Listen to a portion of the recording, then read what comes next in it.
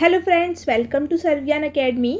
हमारा class 10th का chapter 1 science का चल रहा था, जिसका पूरा चैप्टर एक्सप्लेन हो चुका है। आज हम उसकी बैक एक्सरसाइज के क्वेश्चंस देखेंगे एंड देन मिडिल में इन बिटवीन वाले क्वेश्चंस देखेंगे, और फिर इसके कुछ इंपॉर्टेंट पॉइंट्स भी हैं। पूरे चैप्टर के कंक्लूजन पॉइंट्स मैंने कुछ बनाए हैं, उनको भी हम समझेंगे।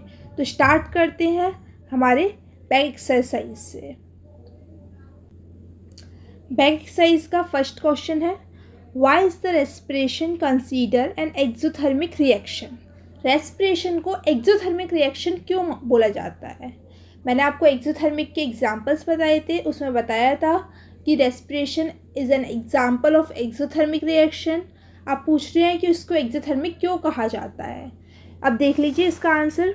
Energy is required to support life को सपोर्ट करने के लिए, लाइफ को चलाने के लिए एनर्जी की ज़रूरत होती है। And energy in our body obtain from the food that we eat. जो हम खाना खाते हैं उससे हमारी एनर्जी ऑब्टेन होती है। During digestion food is broken down into simpler substance. Digestion के टाइम पे फूड आपका सिंपलर सब्सटेंस में ब्रोकन डाउन हो जाता है। जैसे कि आपने राइस, ब्रेड, पोटैटोज़ वगैरह जो भी खाया जिसमें कंटेन होता है कार्बोहाइड्रेट, वो ब्रोक हो जाता है सिंपलर फॉर्म में, जिसे हम ग्लूकोज कहते हैं। And then glucose combine with oxygen. Glucose oxygen के साथ कंबाइन करता है, जो ऑक्सीजन हमारी बॉडी में ऑलरेडी प्रेजेंट होता है और एनर्जी प्रोवाइड करता है। This is known as respiration. इसी को रेस्पिरेशन कहा जाता है। Since it involves release of energy along with the products, मतलब प्रोडक्ट्स के साथ एनर्जी का भी रिलीज होता है। क्योंकि ये एनर्जी रिलीज होती है, यही एनर्जी एक्सोथर्मिक रिएक्शन मतलब एनर्जी हीट प्रोड्यूस करती है, और इसी को कहा जाता है एक्सोथर्मिक रिएक्शन, एक्सोथर्मिक प्रोसेस। क्योंकि यहाँ पे पूरी प्रोसेस में आपकी हीट प्रोड्यूस हो रही है, इसलिए इसको एक्सोथर्मिक रिएक्शन कहा जाता है। जैसे कि इसका एग्जांपल देख लीजिए। C6H12O6 ग्लूकोज का एग्जांपल, ग्लूकोज का फॉर्मूला है। उसके साथ ऑक्सीजन जो हमारी बॉडी में है वो कंबाइंड हुआ और CO2 बनाया, CO2 carbon dioxide plus water बनाया और एनर्जी प्रोड्यूस की। अब ये एनर्जी ही कारण है हीट प्रोड्यूस होने का, इसीलिए रेस्पिरेशन को एक्सोथर्मिक रिएक्शन कहा जाता है। सेकेंड क्वेश्चन पे आते हैं। Why are decomposition reaction called the opposite of combination reaction? Decomposition reaction को combination reaction का opposite क्यों कहा जाता है? Write equation for these reactions, और उनकी equations भी लिखनी है। आपको पता है decomposition reaction क्या होता है और combination reaction क्या होता है, हम चैप्टर के explain में पढ़ चुके हैं। फिर से देख लेते हैं। In the combination reaction, two or more substances are combined to form a new substance. Combination reaction में दो या दो से ज़्यादा सब्सटेंस कंबाइन करते हैं और एक नया प्रोडक्ट बनाते हैं, उसे कॉम्बिनेशन रिएक्शन कहते हैं। While in the decomposition reaction, decomposition में रिएक्शन में क्या होता है, जो वन सब्सटेंस होता है वो ब्रोकन डाउन होता है इनटू टू और मोर सब्सटेंस में।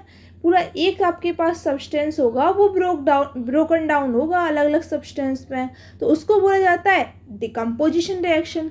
अब एक तो देखिए, एक कंबाइंड होके एक बना रहा है, कॉम्बिनेशन में कंबाइंड होके एक बनते हैं, और डिकम्पोजिशन में एक से ब्रेकन डाउन होके ज़्यादा बनते हैं। तो हुआ ना ये opposite of combination reaction, opposite हुआ ना डिकम्पोजिशन रिएक्शन का। Hence the decomposition reaction is called the opposite of combination reaction.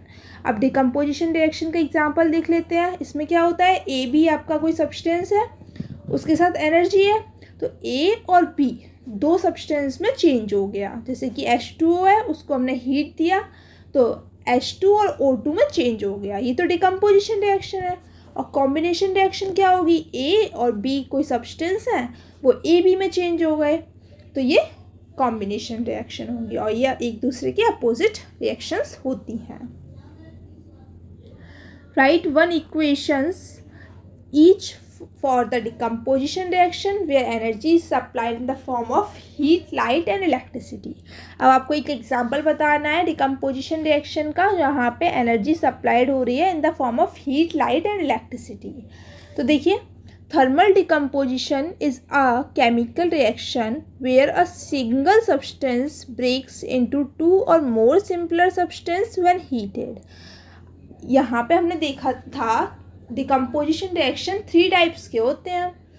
तो जो थर्मल डिकम्पोजिशन रिएक्शन होता है वो एक ऐसा केमिकल चेंज है जहाँ पे सिंगल सब्सटेंस ब्रेकन डाउन होता है 2 या 2 से ज़्यादा सब्सटेंस में। जब उसको हीट प्रोवाइड की जाती है तब वो ब्रोकन डाउन होता है। इसका एग्जांपल देख लीजिए, CaCO3, इसको हमने हीट दिया तो CaO और CO2 मिला।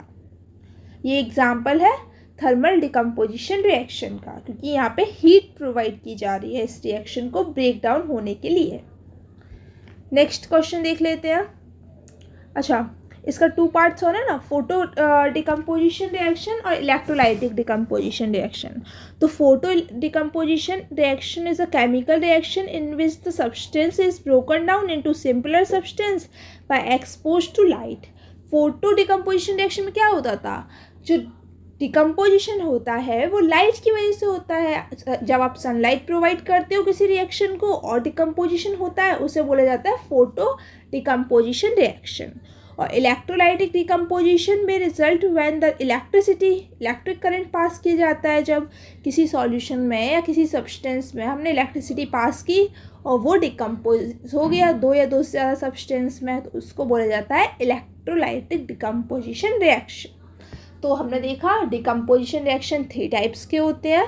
थर्मल डिकम्पोजिशन रिएक्शन जहाँ पे हीट प्रोवाइड करके डिकम्पोजिशन होता है, इलेक्ट्रोलाइटिक डिकम्पोजिशन रिएक्शन जहाँ पे इलेक्ट्रिसिटी प्रोवाइड करके डिकम्पोजिशन होता है, एंड फोटोलाइटिक डिकम्पोजिशन रिएक्शन जहाँ पे सनलाइट या लाइट प्रोवाइड की जाती है। नेक्स्ट क्वेश्चन देख लेते हैं। What is the difference between displacement and double displacement reaction? Right the relevant equation for the above. अब आपको बताना है डिस्प्लेसमेंट रिएक्शन और डबल डिस्प्लेसमेंट रिएक्शन में डिफरेंस क्या होता है। तो डिस्प्लेसमेंट रिएक्शन का देख लेते हैं पहले। Displacement reaction is a chemical reaction in which a more reactive element displace a less reactive element from its compound. मतलब एक कंपाउंड बना हुआ है, उसमें से जो मोर रिएक्टिव एलिमेंट होगा वो डिस्प्लेस कर देगा, हटा देगा लेस रिएक्टिव एलिमेंट्स को। इसको देखने के लिए मैंने आपको रिएक्टिविटी टेबल भी दी थी, जिसमें आपके पास लिखा हुआ था कौन ज़्यादा रिएक्टिव होता है कौन कम रिएक्टिव होता है। आप चैप्टर के एक्सप्लेनेशन में जाके देख सकते हैं। तो यहाँ पे देखिए इसका एग्जाम्पल Zn प्लस HCl। यहाँ पे हमने देखा Zn ज़्यादा रिएक्टिव है H से, हाइड्रोजन से ज़्यादा रिएक्टिव होता है जिंक।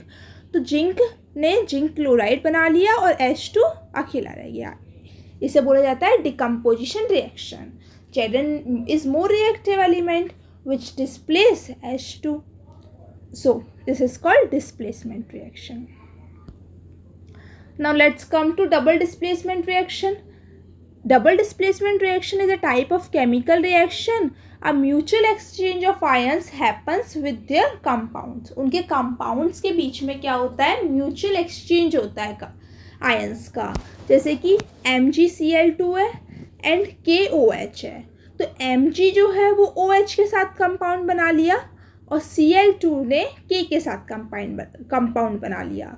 यहाँ पे क्या हुआ, आयंस का, कैटायंस और एनायंस का एक्सचेंज हो जाता है, वो आपस में अपनी प्लेसेस को स्विच कर लेते हैं, उसे बोला जाता है double displacement reaction. Next question पे आते हैं। In the refining of silver the recovery of silver from silver nitrate solution evolves displacement reaction by copper metal. Write down the reaction evolves. अब हमको बताना है रिफाइनिंग ऑफ सिल्वर में जो silver बनता है सिल्वर नाइट्रेट सॉल्यूशन से, उसमें डिस्प्लेसमेंट रिएक्शन होता है कॉपर मेटल का। अब उसकी रिएक्शन लिखनी है।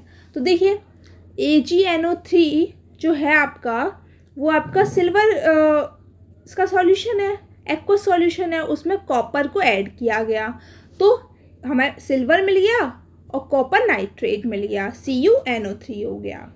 ये रिएक्शन हो जाएगी इसकी। What do you mean by precipitate reaction? अब प्रेसिपिटेट रिएक्शन क्या होती है उसको एग्जाम्पल के साथ एक्सप्लेन करना है। अच्छा, प्रेसिपिटेट क्या होते हैं, जो भी हम रिएक्शन करवाते हैं उसमें कुछ इनसॉल्युबल सब्सटेंस हमारा फॉर्म हो जाता है रिएक्शन के टाइम पे, जो सॉल्यूशन में डिज़ोल्व नहीं होता या नीचे बैठ जाता है, उसे बोला जाता है प्रेसिपिटेट। तो प्रेसिपिटेट रिएक्शन में क्या होता है, when to reactants in solution reactor and one or more of the products in the soluble or form a precipitate, the reaction is called a precipitation reaction. मतलब दो रिएक्टेंट्स का हमने solution लिया, उसको रिएक्ट करवाया, उसमें आपके पास दो तो प्रोडक्ट बन गए, एक या एक से ज़्यादा प्रोडक्ट बन गया और प्रोडक्ट में ही आपका एक प्रेसिपिटेट बन गया, उसे कहा जाता है precipitation reaction. For example when a solution of iron, iron का सॉल्यूशन लिया हमने, इधर देखिए आयरन क्लोराइड का एंड एल्यूमिनियम हाइड्रोक्साइड का लिया, तो उन दोनों को मिक्स किया तो एक ब्राउन कलर का प्रेसिपिटेट आपको देखने को मिलेगा ऑफ आयरन हाइड्रोक्साइड. वो किसका होगा? आयरन हाइड्रोक्साइड का होगा. इस रिएक्शन में हमने देखा क्या प्रेसिपिटेट के फॉर्म में क्या मिला, जब हमने आयरन क्लोराइड और एल्यूमिनियम हाइड्रोक्साइड को मिक्स किया तो आयरन हाइड्रोक्साइड एक प्रेसिपिटेट बन गया. और प्रेसिपिटेट का सिंबल होता है एरो, डाउन एरो से हम इसको बताते हैं कि प्रेसिपिटेट यहाँ पे बना है. रिएक्शन मतलब अप एरो से हम बताते हैं कि यहाँ पे सिंबल होता है प्रेसिपिटेट का up arrow. Okay, explain the following terms of gain of oxygen with 2 example each. अब गेन ऑफ ऑक्सीजन, ये हमको ऑक्सीजन के एग्जाम्पल्स देते हुए हमें इनको एक्सप्लेन करना है. ऑक्सीडेशन और रिडक्शन को हमको एक्सप्लेन करना है एग्जाम्पल्स के साथ. ऑक्सीडेशन क्या होता है? It is a chemical reaction in which gain of oxygen और loss of hydrogen. Oxidation reaction में क्या होता है? Gain of oxygen, oxygen gain करते हैं, या loss of hydrogen take place, या तो लॉस ऑफ हाइड्रोजन का लॉस होता है. जैसे कि for example in the first reaction, एक मिनट ये कहाँ चला गया,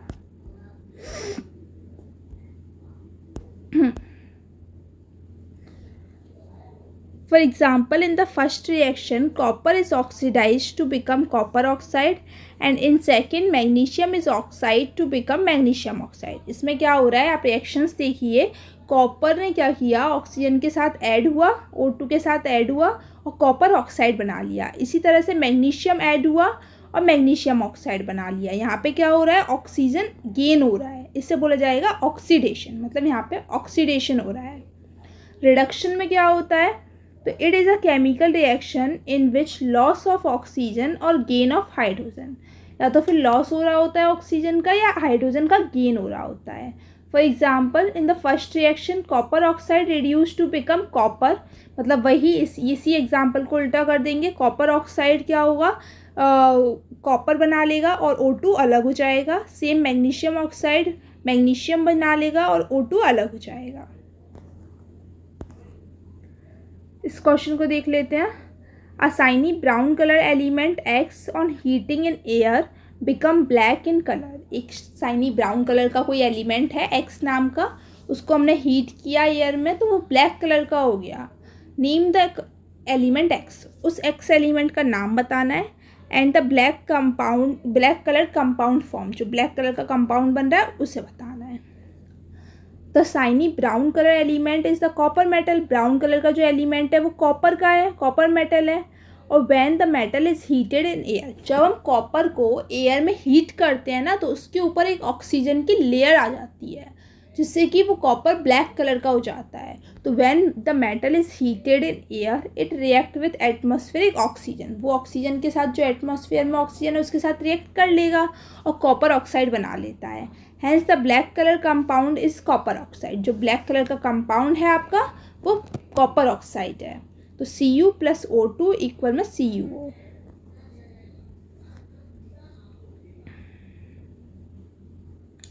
Y do we apply paint on iron articles. हमें आयरन आर्टिकल्स पे पेंट क्यों लगाते हैं, तो painting and iron articles prevent it from rusting. जब हम पेंट करते हैं किसी भी आयरन आर्टिकल पे, मतलब लोहे की किसी भी चीज़ पे अगर हम पेंट करते हैं तो वो हमको बचाता है किससे, रस्टिंग से. रस्टिंग हमने समझा था जो आयरन पे या किसी भी मेटल पे जंग लग जाती है या वो ख़राब हो जाता है तो उसे रस्टिंग बोला जाता है. तो उससे बचाने के लिए हम उस पर पेंट कर देते हैं. तो paint act as barrier between metal surface and outside environment. Paint act करता है एक बैरियर की तरह, जिसके मेटल की सरफेस के बीच में और इन्वायरमेंट के बीच में एक बैरियर की तरह एक्ट करता है। Paint does not get oxidise, it further prevent oxidation of the iron articles.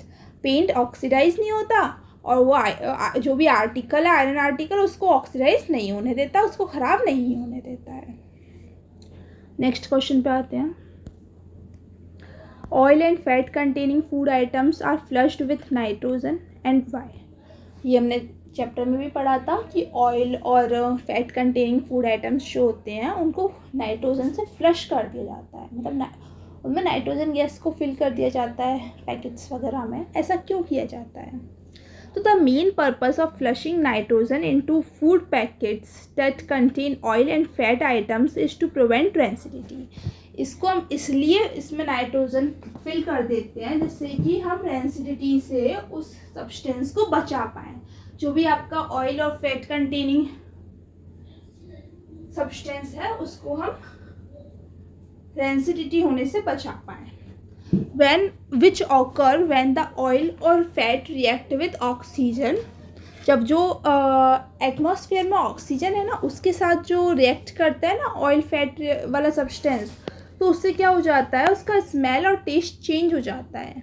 Therefore by flushing nitrogen, इसीलिए अगर हम नाइट्रोजन उसमें फ्लश कर देंगे तो an unreactive surrounding is created, thus preventing rancidity. तो एक अनरिएक्टिव सराउंडिंग क्रिएट हो जाएगा जो रिएक्ट नहीं करने देगा और रेंसिडिटी से भी बचाएगा। नेक्स्ट क्वेश्चन पे आते हैं। This is I think last question of back exercise, फिर हम in between exercise next video में देखेंगे। ये देखिए, explain the following term with one example each. Corrosion. Corrosion क्या होता है? तो corrosion is defined as a process where materials usually metals deteriorated as a result of a chemical reaction with air.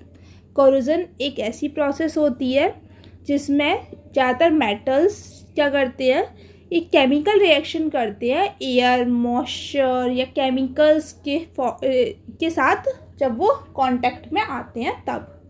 For example iron, जब iron पे अगर moisture मतलब iron अगर moisture के कांटेक्ट में आता है, ऑक्सीजन के कांटेक्ट में आ जाता है तो वो हाइड्रेटेड आयरन ऑक्साइड बना लेता है, जिससे कि आयरन आर्टिकल्स जो होते हैं वो वीक हो जाते हैं, उन पे एक रस्टिंग लग जाती है।